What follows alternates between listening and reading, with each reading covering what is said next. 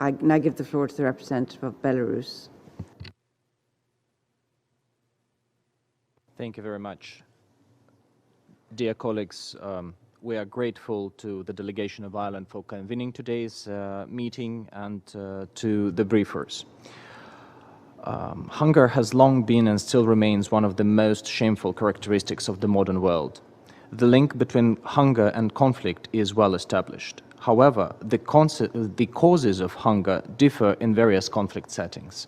They cluster into unique combinations requiring tailored solutions along with coordinated blanket measures.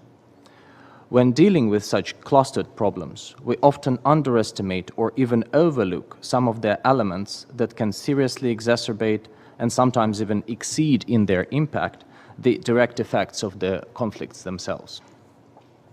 Some of these contributing factors are arguably objective, like the effects of climate change, natural disasters, and epidemics. However, some are a product of deliberate policies and political decisions. A textbook example of the latter is unilateral coercive measures, which are imposed in relation to conflicts. It is important to recognize that such UCMs, irrespective of their form or shape, have severe consequences to conflicts and to the efforts to fight hunger across the globe.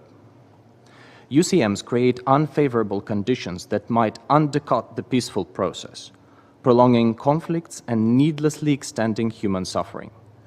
They also reduce or prevent trade flows which dramatically impact the availability of food and the means for its production. The current situation around the conflict in Ukraine is a vivid depiction of such effects of UCMs. Belarus, on its part, has always been a significant contributor to the global food security.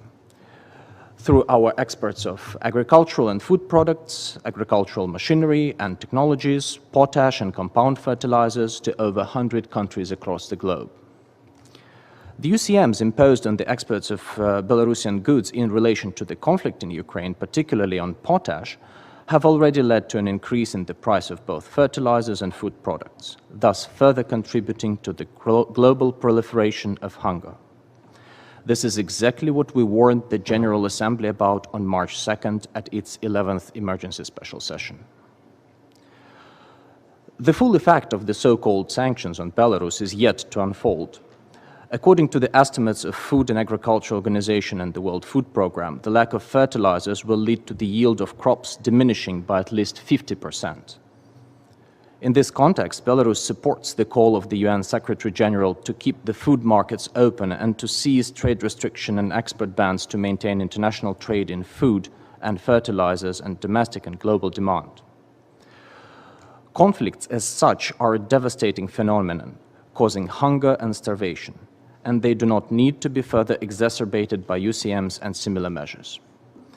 Despite the illegal and ill-intended restrictive measures, Belarus will continue contributing to the international food security and will continue doing everything necessary for the peaceful resolution of the conflict in Ukraine. Thank you very much.